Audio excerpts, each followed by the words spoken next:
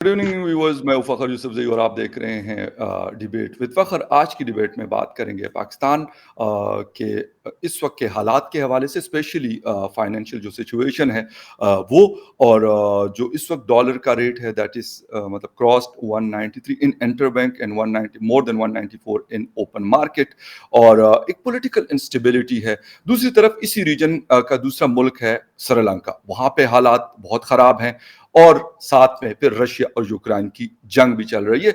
इन सारों मतलब मुख्तलिफ जगहों पे मुख्तलिफ हैं सिचुएशन, लेकिन एक दूसरे के ऊपर इसका इम्पैक्ट जो है वो हमें नजर आता है। अगर उनकी जंग चल रही है रशिया की, तो उसकी वजह से यूक्रेन से जो हम चीजें लेते हैं या रशिया से चीजें लेते हैं, तो उसका असर डायरेक्टली हमारे ऊपर पड़ता है, हमारी इकोनॉमी के ऊपर भी, और इसके साथ साथ हमारी जो पॉलिटिकल इंस्टेबिलिटी चल रही है। कैबिनेट हमारी यूके में है, मियां नवाज शरीफ से मिलने के लिए गई हुई है।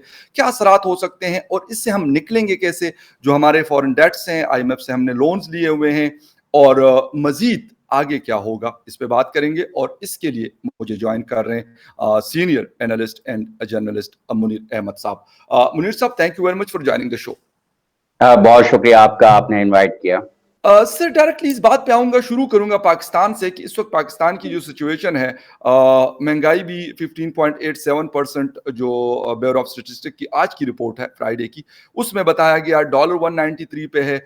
एक एक अजीब किस्म की सूरत हाल है। आप किस नज़र से देख रहे हैं कि खुदा न खास्ता हम भी उस तरफ जा रहे हैं जहां पे इस वक्त श्रीलंका को हम देख रहे हैं, या हम वापस आ जाएंगे, बेहतर हो जाएंगे? देखें, इस वक्त जो श्रीलंका की सूरत हाल है वो बिल्कुल बहुत ज़्यादा ख़राब है।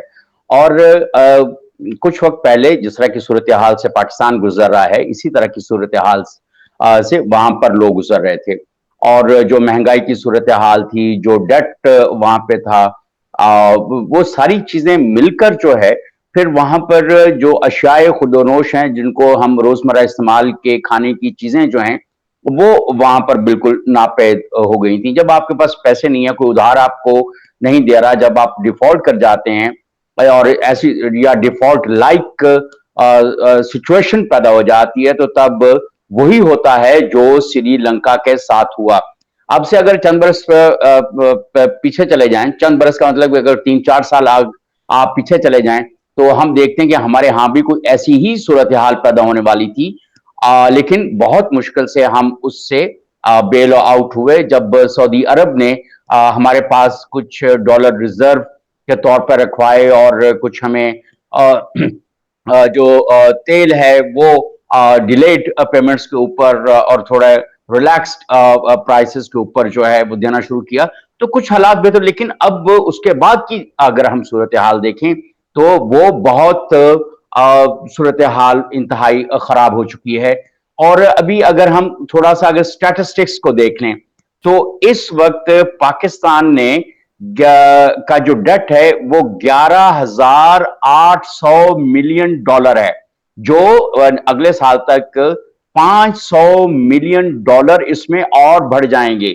अब ये सूरत हाल है, और इस वक्त डेट टू जीडीपी का अगर हम रेशो लगाएं, तो 86% पे हम खड़े हैं, और ये हाईएस्ट रेशो है इस रीजन के अंदर। Alarming situation. अलार्मिंग क्या, ये अब देख लें कि 86% पे आप खड़े हैं, हम क्रॉस कर चुके हैं भाई। ये आप इस वक्त तो मरने के बिल्कुल करीब हैं। आप यूं समझ लें कि आपका जो ऑक्सीजन लेवल है इस वक्त वो 86% पे है, और आप वेंटिलेटर के ऊपर हैं, और वेंटिलेटर से आप आई डोंट नो कैसे आप सरवाइव करेंगे। एक ये सब बड़ी सूरत हाल। और दूसरी तरफ हमारे जो वजीर खजाना मिफ्ता इस्माइल साहब है, उन्होंने कहा है कि मई में, इस महीने में जिसमें से हम गुजर रहे हैं, 120 अरब रुपए हमें डॉलर इसमें पेट्रोल में सब्सिडी देनी पड़ेगी।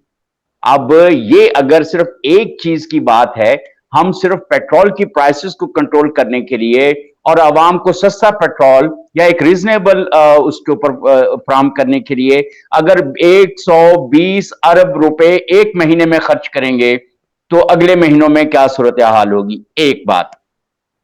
दूसरा, हम आईएमएफ के लिए भरपूर कोशिश कर रहे थे, और आईएमएफ के साथ जो पीटीआई हमारे महबूब कायद इमरान खान साहब ने जो मुआहदे किए, वो इंतहाई कह लें कि अपने पांव के ऊपर कुल्हाड़ी नहीं कुल्हाड़ियां और कुल्हाड़े मारने वाले जो प्रोमिस किए, और उसकी वजह से, और मुफ्ती इस्माइल साहब ने कहा है कि जो आईएमएफ के साथ मुआहदा उसके मुताबिक पेट्रोल की प्राइसेस तकरीबन 250 रुपए पर लीटर तक जानी चाहिए थी अभी, और हम इसको रोक रहे हैं, लेकिन 120 अरब रुपए हमें सब्सिडी में देना पड़ेंगे।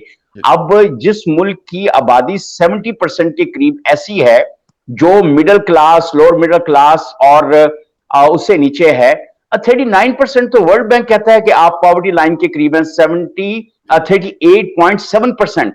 अब जिस मुल्क की आबादी पॉवर्टी लाइन पर 38.7% हो, वो उस मुल्क की सूरत हाल और वहां की जो मिडिल क्लास है, लोअर मिडिल क्लास है, अपर मिडिल क्लास, वो कितनी ज्यादा एक्सटेंडेड होगी, और कितनी अब यानी हमारी जो परचेजिंग पावर है इसकी 70-80% की, वो तो बिल्कुल ना होने के बराबर हो चुकी हुई है। तो फखर ये कुछ सूरत हाल है जिसको हमें वो देखना पड़ेगा। फिर आपने डॉलर की बात की, अब वो आप कह रहे हैं ना 193 जो है वो बैंक रेट है, इस वक्त इंटर बैंक रेट है। आप ओपन मार्केट में जाएं 194.5 पे नहीं मिल रहा है, इस वक्त 200 का डॉलर है। Exactly, you are right. और वो भी मिन्नतें करने से मिलता है। अभी मुझे कुछ $200 सिर्फ चाहिए थे एक उसके लिए, मैंने 200 रुपए के हिसाब से वो डॉलर खरीदा है आज की तारीख में। ये सूरत हाल है। नहीं सर, एक चीज और, आपको मैं रशिया टुडे पे सुन रहा था कल, आप बात कर रहे थे यूक्रेन के हवाले से कि उनको बहुत सारे इस वक्त अमेरिका भी पैसे दे रहा है, वेपन्स भी दे रहा है, यूरोपीय यूनियन भी दे रहा है, ये सारे लोग दे रहे हैं। और आपने कहा कि 1960 तक पाकिस्तान एक बेहतर पोजीशन पे था, बट आफ्टर दैट हमारी जो हमने कर्ज लेना शुरू किया और आज हम इस नहज पे पहुंच चुके हैं कि कर्ज के बगैर, मतलब उसके बगैर हम सांस लेने के काबिल नहीं है।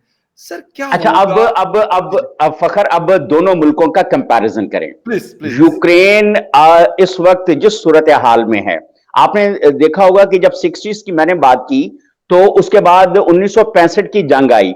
जब 1965 की जंग आई और उससे पहले जो वॉर लाइक सिचुएशन पाकिस्तान के अंदर थी, जिसमें हमारी इकोनॉमी गिर रही थी और हमें उसको संभाला देने के लिए लोगों से कर्जे और लोगों से कर्जे लेने पड़ रहे थे, तो आज यूक्रेन ऑलमोस्ट, ये वो आज से नहीं बल्कि पिछले कुछ 10-12 साल से वो इसी तरह की ग्रेजुअल एक सिचुएशन डेवलप की गई है यूक्रेन के अंदर। और माशाल्लाह हमारे जवाल के पीछे भी अमेरिका था, और ये जो 10-12 साल से जो सूरत हाल चल रही है यूक्रेन के अंदर, इसके पीछे भी अमेरिका और उसके इत्तेहादी हैं। अभी आप इसी को देख लें, जो सूरत हाल है, अभी आपने वहां का जिक्र किया, वो कह रहे हैं कि हमें $7 बिलियन पर मंथ चाहिए अगले 3 महीने के लिए, और उन्होंने कहा आईएमएफ को अप्रोच किया है।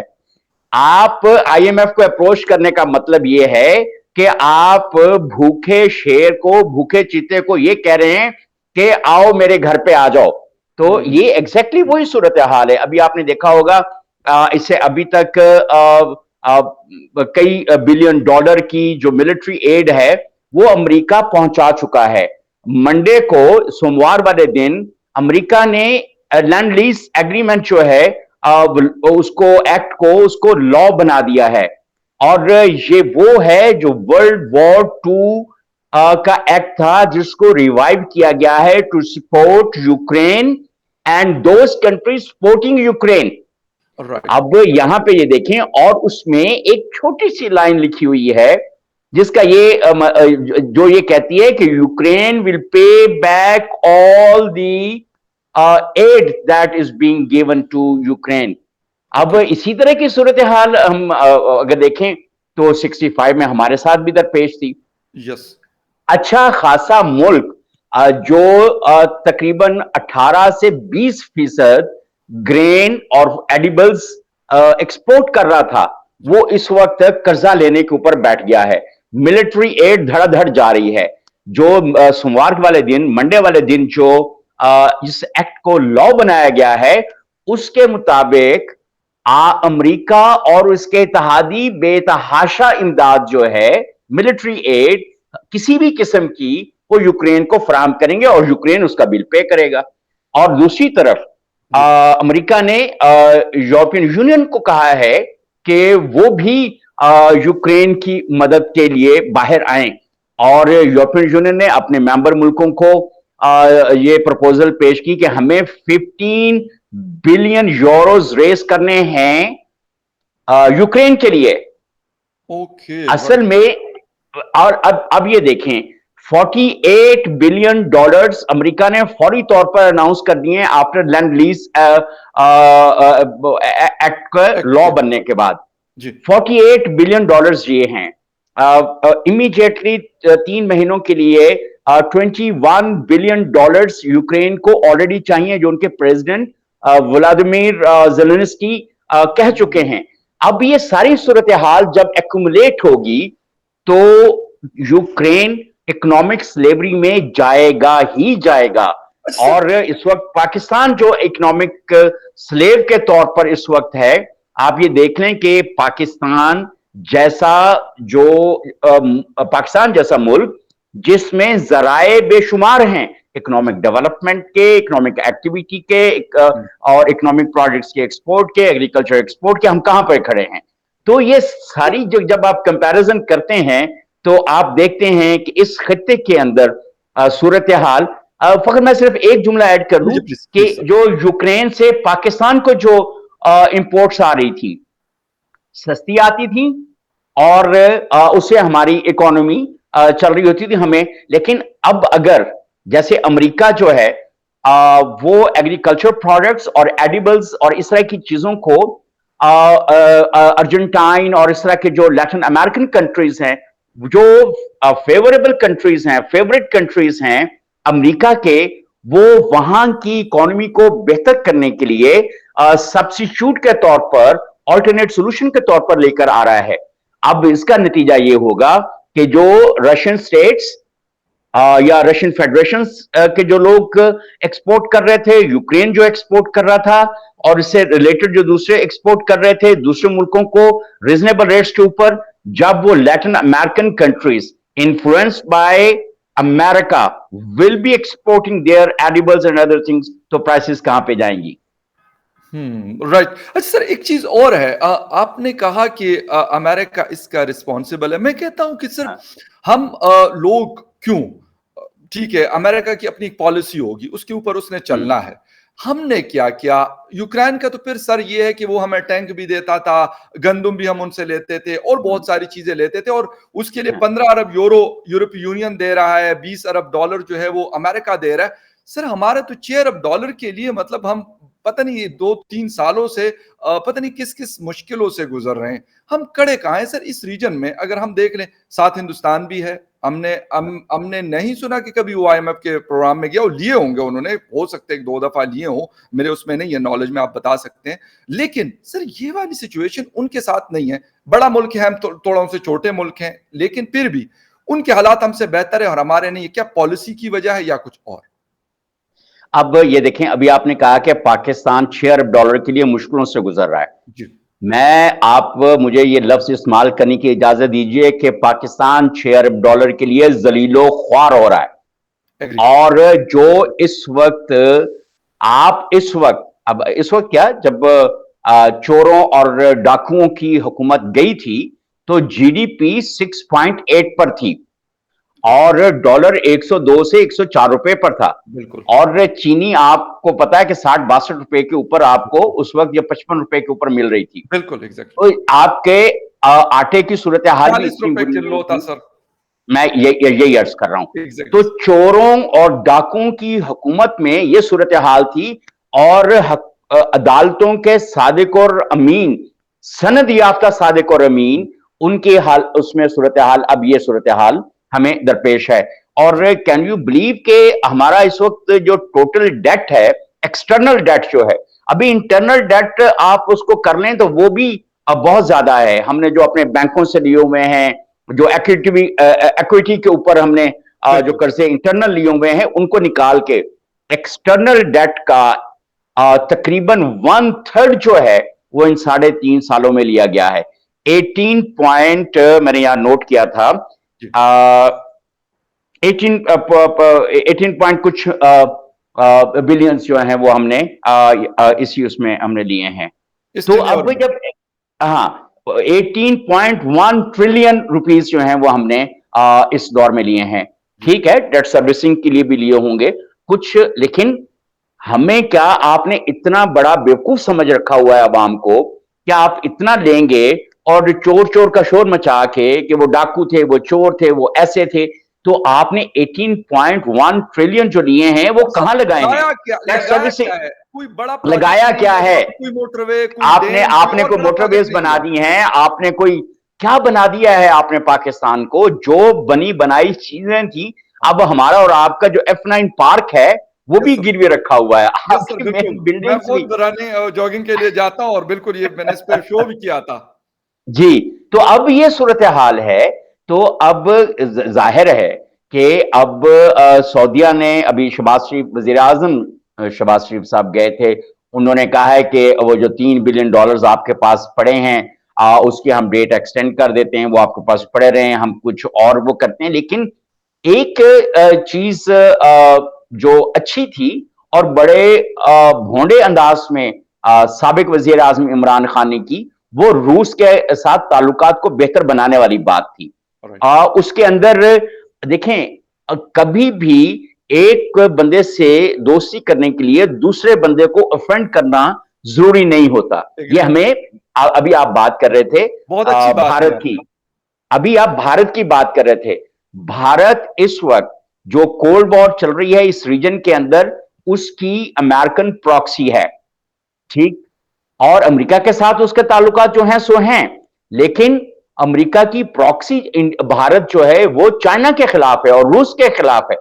चाइना के साथ भारत के सरहदी तनाजे भी हैं, लेकिन इसके बावजूद चाइना जो है वो भारत की मंडी है और भारत की जो चीजें हैं वो चाइना, दोनों की जो इंपोर्ट एक्सपोर्ट है वो they are going very well, yes. और उसमें कोई फर्क नहीं आ रहा। वहां पे सरहदों के ऊपर फौजी एक दूसरे के साथ गुत्थम गुत्था हो रहे हैं, मुक्का मुक्की हो रहे हैं, गोलियां भी चल रही हैं, सारा कुछ हो रहा है। लेकिन इसका मतलब यह है कि नरेंद्र मोदी जैसे वजीर आजम, जिसको सारे लोग बुरा भला कहते हैं मुस्लिम जेनोसाइड्स की वजह से, कश्मीर की जो सूरत हाल है उसकी वजह से, चलें वो तो मुसलमानों के लिए बुरा है और शदीद बुरा है, उसके हम ऊपर हमें उनको बुरा भला जरूर कहना चाहिए, लेकिन कम से कम जो उनकी फॉरेन पॉलिसी है, जो फॉरेन पॉलिसी मेजर्स हैं और उनके दोस्तों लोगों के साथ, दूसरे मुल्कों के साथ जो दोस्ताना रवैये हैं, फखर उसको तो देखा जाना चाहिए ना, कम से कम सर वो उसके तो हम, वो कोई नारे तो नहीं मारता कि मैं किसी अमेरिका के खिलाफ हूं, मैं सर रूस के हक किसी में के हूं, मैं खिलाफ चीन को। नारे। मैं कहता हूं कि इमरान खान साहब ने उस दिन एबटाबाद जलसे में कहा कि जी नरेंद्र मोदी जी को कि उसकी जुर्रत नहीं थी मेरी हुकूमत में कि वो मेरे फौज के खिलाफ, हालांकि ना उसने कभी हमारे फौज के खिलाफ कोई ऐसी बात की, न इमरान खान का कभी नाम लिया और ना कोई और। वो अपनी पॉलिसी लेके और वो उसको आगे लेके जा रहे हैं। सर अमेरिका के साथ ताल्लुकात, सर अरब दुनिया के साथ उनके ताल्लुकात किस लेवल पे हैं? ये बहुत, हमें और मतलब देखें, हाँ, आप बिल्कुल सही सीखना कह रहे चाहिए। हैं। अब ये देखें, ये कह रहे हैं ना कि उसमें मोदी ने, वजीर आजम नरेंद्र मोदी ने कभी पाकिस्तान की फौज के खिलाफ उस तरह से बात भी नहीं की। Yes sir. और कैन यू बिलीव कि जो पिछला दौरे हुकूमत था इमरान खान से पहले पीएमएलएन की गवर्नमेंट थी, उसके अंदर दोनों तरफ की फौजों के जो मुतलका इदारे हैं उन्होंने आपस में वो बैकडोर डिप्लोमेसी भी शुरू की थी। और राइट। जब इसके ऊपर बड़ा रौला पड़ा कि ये पाकिस्तानी फौज और भारत की फौज के जो इदारे हैं, फौजी इदारे, वो आपस में डिप्लोमेसी कर रहे हैं और चीजें, और सियासी हुकूमतों को पता नहीं है, तो उस वक्त एक हमारे जो साबिक आर्मी इसके आईएसआई चीफ हैं, उन्होंने ये कहा था कि ये नवाज शरीफ के दौर में सियासी हुकूमत की रजामंदी से बैकडोर डिप्लोमेसी शुरू की गई थी, यस और इसका ऑब्जेक्टिव ये था कि ये फौजी इदारे ज्यादा बेहतर और स्ट्रैटेजिकली एक दूसरे को समझते हैं, क्योंकि लड़ना भी इन्होंने है और इन्हीं की रजामंदी बिल्कुल। और इन्हीं की तजावीज के ऊपर दोनों मुल्कों के दरमियान अमन आना है। अगर सर नरेंद्र मोदी जैसे और वजीर आजम नवाज शरीफ जिसके ऊपर इतनी आप उंगलियां उठाते हैं, और शायद खाकान अब्बासी के ऊपर भी उनके वफादार साथी होने पे उंगलियां उठाते हैं, तो कम से कम दोनों मुल्कों के दरमियान कोई अफवाह तफहीम की और कश्मीर सोल्यूशन के ऊपर कोई बात तो हो रही थी ना। एग्री, बिल्कुल। लेकिन और सर जी, लेकिन लेकिन वजीर आजम, साबिक वजीर आजम इमरान खान ने जिस तरह के ललकारे मारे हैं पड़ोसियों को और तस्लीमें दूसरों को, चढ़ाकर सर। बहादुरी ये नहीं होती कि आप दूसरों के गिरेबान को पड़ जाएं, एग्ज़ैक्टली। या ये भी बहादुरी नहीं या होती गालियाँ कि दें। आप गालियां दें या किसी को बुरा भला इतना कहें और दूसरे से दोस्ती करने के लिए। ये डिप्लोमेसी भी नहीं है, और ये कोई ऐसी अच्छी, अगर इंटरनल पॉलिसी के हवाले से देखें तो आप ये देखें कि कौन ऐसा बंदा था सवाई तहादियों के जी, जिनको जिस तरह से भी रखा गया था, वो सबको पता है कि वो किसके कहने पर इनके साथ आए, और इनकी पीटीआई की इतनी सीटें जो है वो कैसे आई, इलेक्टेबल्स कैसे इनकी तरफ को आ गए। ये अब कोई नई बात तो है भी नहीं और ढकी छुपी बात भी नहीं है। लेकिन अगर साबिक वजीर आजम इमरान खान और पीटीआई को एक मौका मिला था तो उनको बहुत एग्री। ज्यादा दानिशमंदाना तरीके से अपनी डिप्लोमेसी, फॉरेन पॉलिसी और इकोनॉमिक पॉलिसी को लेके चलना चाहिए था। अब नतीजा यह है कि जो 3-4.5 साल पहले की जो सूरत हाल थी, इवन आप धरनों को भी अगर काउंट कर लें, जिसकी वजह से हमारी माशी सूरत हाल बहुत खराब हुई। हालांकि वर्ल्ड बैंक ये प्रिडिक्ट कर रहा था कि पाकिस्तान की जीडीपी जो है वो तकरीबन 7.5 7.6 तक चली जाएगी, राइट। लेकिन धरनों के बावजूद 6.8 पे उसका स्टे करना, और पिमलन की हुकूमत का चोर डाकू सब कुछ होने के बावजूद, तो भाई अब जो इस वक्त जो क्रंच, इकोनॉमिक क्रंच है और यस। जो हमारा फॉरेन पॉलिसी क्रंच है, इन दोनों का जिम्मेदार कौन है? सर एक ला तो अब यू अब ये नहीं कह सकते। Absolutely right. Yeah you are absolutely right sir, ये बात मैं बिल्कुल आपसे 100% एग्री कर रहा हूँ इस बात के ऊपर। As a student of media and as a student of business administration, sir ये वाली चीज इमरान खान साहब कल में बल्कि सॉरी आज इस्लामाबाद में प्रेस कॉन्फ्रेंस शीरी मजारी साहिबा कर रही थी, हाईली एजुकेटेड है, खुद मिनिस्टर रही हैं। वो कहते हैं कि ये वाली हुकूमत हिंदुस्तान के साथ तिजारत करना चाहती है, ट्रेड एंड बिजनेस करना चाहती है, और हम इसके खिलाफ। मुझे नहीं समझ आती सर कि हम अमेरिका से तो कुछ चीज खरीदने के लिए या लेने के लिए मतलब जाते हैं, या चाइना के लिए जाते हैं, लेकिन ये दीवार के साथ लगा हुआ हिंदुस्तान है हमारे, वहां से क्या मसला है? हमें क्यों नाक कट जाएगी, या क्या हमारी ऐसी चीज हो जाएगी? क्योंकि उन्होंने भी इधर रहना है और हमने भी इधर रहना है, अगर कारोबार हो जाए तो बुरा क्या? अच्छा, पहली बात तो यह है कि डॉक्टर श्री मजारी साहबा बहुत पढ़ी लिखी खातून है, नो एग्री। डाउट। आप उनका जो एकेडमिक क्वालिफिकेशन है उसको तो हम कोई चैलेंज नहीं कर सकते, लेकिन जो एग्री। उनकी पॉलिटिकल कॉनोटेशंस रही हैं, या जो उनकी पॉलिटिकल इंटरवेंशंस हैं पिछले चंद सालों में, क्या हम उसको अप्रिशिएट कर सकते हैं? पहले तो ये एक सवालिया निशान है। उनकी जो सियासी जो पॉलिटिकल इंटरवेंशंस हैं उसके हवाले से, ह्यूमन राइट्स की वो वजीर थी, लेकिन इंसानी हकूक जिस कदर निचले दर्जे पर गए हैं उनके दौरे हुकूमत में, वो उससे पहले नहीं थे। ये तो खैर एक अलग बात है। आप दूसरी तरफ बात कर रहे हैं कि भारत के साथ तिजारत। अब भारत के साथ तिजारत कोई 2-3 हफ्ते पहले की बात है कि मुझे एक इंडियन चैनल के ऊपर इसके ऊपर बात करने का, तो मैंने कहा था देखें, हमारे और आपके ताल्लुकात तभी ठीक हो सकते हैं जब आप मुस्लिम जेनोसाइड से हाथ उठाएं, जब आप कश्मीर के अंदर जो कुछ आप कर रहे हैं उसका, और आप अगर जो एनेक्सेशन आपने उसकी ऑक्युपाइड इंडियन हेल्थ कश्मीर के अपने साथ की, उसको आप वापस करते हैं अपनी पुरानी पोजीशन के ऊपर, तो ये वो चीजें हैं जो हमारा पॉलिटिकल और फॉरेन पॉलिसी स्टांस है, और इसके लिए हमें आवाज उठाते रहना चाहिए। लेकिन मीनवाइल बाज़ औक़ात हमें अपने पड़ोसियों के साथ जब हम कॉन्फ्लिक्टिंग सिचुएशंस में होते हैं तो उसके ऊपर बात करने के साथ साथ, जो कि दोस्ताना माहौल में ही हो सकती है, जब हम हार्ड लाइन इख्तियार करेंगे तो हमें, लेकिन ये जो मुस्लिम जेनोसाइड है और कश्मीरी जेनोसाइड है, इसके ऊपर हमें हार्ड स्टांस लेने की जरूरत भी है। लेकिन उसके साथ कहीं पे हमें जो ट्रैक टू डिप्लोमेसी चल रही होती थी, जिसमें सिविल सोसाइटी के लोग और रिटायर्ड और थिंक टैंक्स के लोग एक दूसरे के साथ मिलकर अफवाह तफहीम की राहें तलाश कर रहे होते थे, पिछले 4-5 साल में तो हमें वो भी नजर नहीं आ रहा है।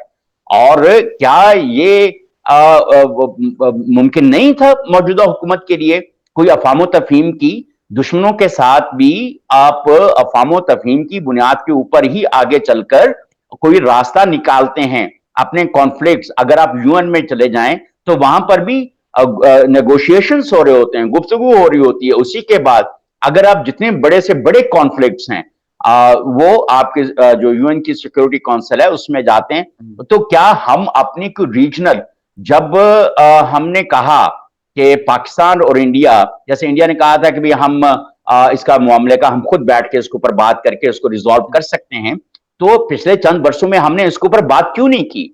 अगर हम दुश्मन को दुश्मन कहते रहेंगे, गालियां देते रहेंगे, उसके साथ बैठने की बात नहीं करेंगे, तो कोई सोल्यूशन नहीं निकलेगा। और जब तक सोल्यूशन नहीं निकलेगा, आपके ना इकोनॉमिक कोलैबोरेशन चलेगा, ना स्ट्रेटेजिक अंडरस्टैंडिंग डेवलप होगी, ना जिन चीजों के ऊपर। कभी कभी मुझे यूं लगता है कि ये जो सूरत हाल इस वक्त कश्मीर की है और जो मुस्लिम जेनोसाइड है, ये मोहतरम इमरान खान साहब की पॉलिसियों का नतीजा है। अगर आप किसी को बहुत ज्यादा ऑफेंड करेंगे और बहुत ज्यादा गालम गलोच करेंगे और बुरे लफ्ज इस्तेमाल करेंगे, तो क्या ख्याल है कि वो आप बाज आ जाएगा अपने जेनोसाइड करने से, या उस तरह के मैयत जिसके ऊपर आप उसको ललकारा दे रहे हैं? आप इस मुल्क में बैठकर किसी भी सरहद पार किसी चीज को आप नहीं दे सकते। फिर यस कुछ हमसे कुछ स्ट्रेटेजिक मिस्टेक्स भी ऐसी हो रही हैं कि हम ज्यादा तहम्मुल मिजाजी का मुजाहरा कर रहे हैं, जो हमें करना चाहिए, लेकिन कहीं ना कहीं दूसरे को स्ट्रेटेजिकली आंख दिखानी चाहिए। इस तरह ललकारे मारकर आंख दिखाना, और मेरा ये ख्याल है कि जी ये अगर मौजूदा हुकूमत, जैसे उन्होंने कहा है, वजीर आजम शहबाज शरीफ साहब ने भी कहा है कि हमें कुछ तिजारती मामलात को देखना चाहिए, और हमारे जो दूसरे जो सोशल इंटरेक्शन है। देखें अब कब से जो है वीजों के ऊपर इतनी सख्ती हुई हुई है। यस पहले बिल्कुल लायंस क्लब और रोटरी क्लब और ये लोग जो थे, साल में 1-2 विजिट हो जाते थे, एक दूसरे के साथ एक्सचेंज होता था। बिल्कुल अब कुछ रिश्तेदार पाकिस्तान सरहद के इस तरफ हैं पाकिस्तान में, जी और कुछ रिश्तेदार सरहद के उस तरफ हैं भारत में। वो आपस में नहीं मिल पा रहे हैं। कुछ लोगों के जाहिर है कि आपस में शादी ब्याह के मामलात थे। अगर जो उधर चला गया उधर बैठा, जो इधर, आप वीजों की क्या सूरत हाल इस वक्त चल रही है? सर आप इसको भी, बिल्कुल अगर आप, तो बहुत सारे मामलात ऐसे होते हैं पड़ोसियों के साथ, आपको कोई amicably workable solution develop absolutely करनी राइट, पड़ती है। एब्सोल्युटली एब्सोल्युटली राइट सर, बिल्कुल यही एंड करूँगा शो का। और एक चीज़ और है सर कि हम मतलब आवाज़ उठाते हैं, मुख्तलिफ हमारी पॉलिसी का हिस्सा है या मुख्तलिफ इश्यूज़ के ऊपर। लेकिन सर दुनिया हमें, स्पेशली हमारे जो अरब दोस्त ममालिक थे, ओआईसी या उसके हमारे सऊदी अरेबिया, यूएई, कुवैत वगैरह, ये हमारे साथ खड़े थे। लेकिन आज सर वो कश्मीर के अंदर वो इन्वेस्टमेंट कर रहे हैं। तो ये बेशक आवाज़ हम लगाते हैं कि वहाँ पे ये सारा कुछ हो रहा है, लेकिन दुनिया कहती है कि यूएई आके वो हज़ारों करोड़ की मतलब वहाँ इन्वेस्टमेंट कर रहा है, सऊदी अरेबिया आके इन्वेस्टमेंट कर रहा है।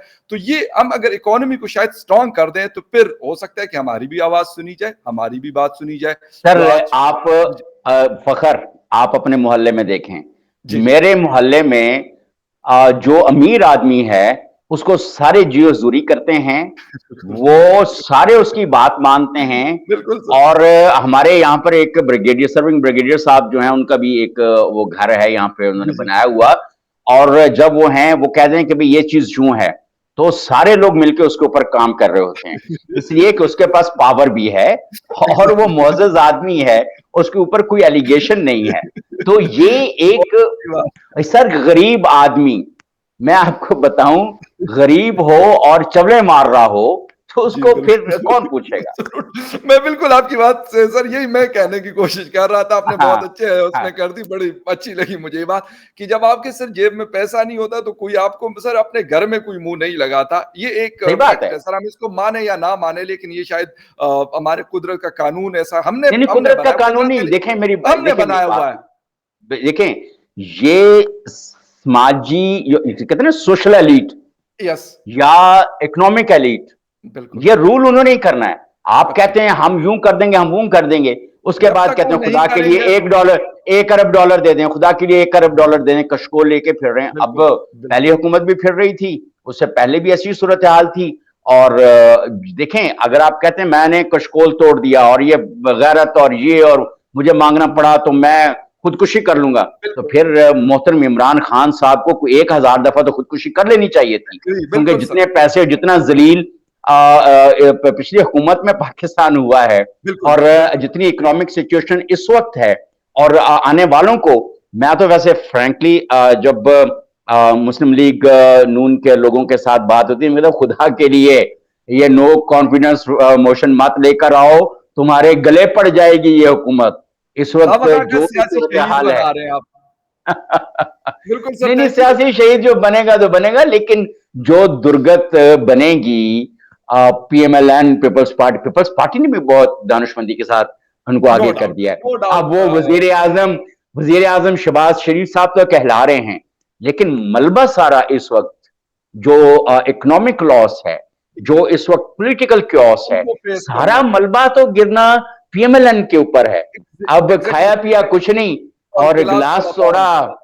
12 आने। 12 आने का, वो थैंक यू तो वेरी मच सर, बहुत शुक्रिया। बिल्कुल ज़रदारी साहब बड़े अपने कार्ड्स उन्होंने बहुत अच्छे खेले, बड़े बहुत अच्छे तेज़ खेले तरीन हैं। आदमी, बहुत तेज़ आदमी हैं। और शहबाज शरीफ साहब पिछले 3 दिनों से लंदन में बैठे हैं। व्यूअर्स खैर क्योंकि शो का टाइम बिल्कुल ख़त्म हो चुका है, तो मुनीर साहब से फिर भी किसी होपफुली जल्द ही मुलाकात होगी किसी और टॉपिक के ऊपर, क्योंकि इकोनॉमी भी इनका सब्जेक्ट है, वैसे लिखते भी है मुख्तलिफ इश्यूज़ के ऊपर, जियोपॉलिटिकल कमेंटेटर है यहाँ पाकिस्तानी और मुख्तलिफ टीवी चैनल इंटरनेशनल जितने भी मीडिया हाउसेज़ हैं उनके इनकी राय जो है वो लेते रहते हैं। सर बहुत शुक्रिया for joining the show and thank you very much for watching debate with Fakhar Yousafzai. बहुत किसी और शुक्रिया डिबेट आपका। में फिर मिलते हैं, तब तक के लिए टेक केयर एंड बाय।